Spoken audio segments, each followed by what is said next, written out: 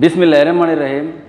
Bank account বউয়ের নামে, জমি কিনে বউয়ের নামে, গাড়ি কিনে বউয়ের নামে, ফ্ল্যাট কিনে বউয়ের নামে, ব্যাংক ডিপিএস করলো বউয়ের নামে, সঞ্চয়পত্র খুলে বউয়ের নামে।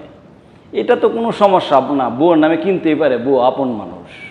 কিন্তু জমি কিনে যে বাড়ি করলো, সেই বাড়িতে মা থাকার জন্য ভালো একটা রুম নাই, ভালো একটা মার জন্য রুম রাখে নাই।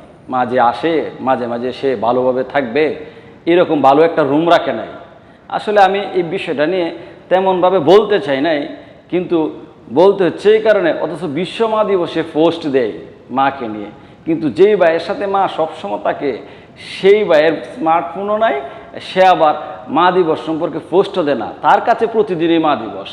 আসলে পুত্রকে চেনা যায় বিয়ের পরে, পুরুষ যেমন চেনা যায় স্বামীকে চেনা যায় স্ত্রীর অসুস্থতায়, আবার স্ত্রীকে চেনা যায় স্বামীর দারিদ্রতায়, বন্ধুকে চেনা যায় বিপদে, বাইকে চেনা যায় লড়াইয়ে।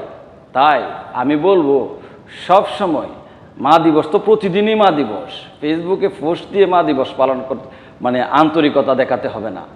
আর একটা কথা সবসময় মনে রাখতে হবে, ইহকাল পরকাল দুই জগতে যদি শান্তি পেতে চান দুনিয়া আখিরাতে, তো অবশ্যই মার সেবা করতে হবে, মা বাবার সেবা করতে হবে। মা বাবার বিকল্প কোনো কিছু নাই। মা বাবা যেই পেশারে হোক, দরিদ্র হোক, কিছু না জানুক, পড়াশোনা, প্রত্যেকের কাছে প্রত্যেকের মা বাবা শ্রেষ্ঠ, প্রত্যেকের কাছে প্রত্যেকের মা বাবা সেরা।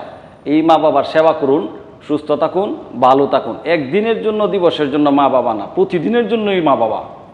সবাই ভালো থাকবেন, সুস্থ থাকবেন।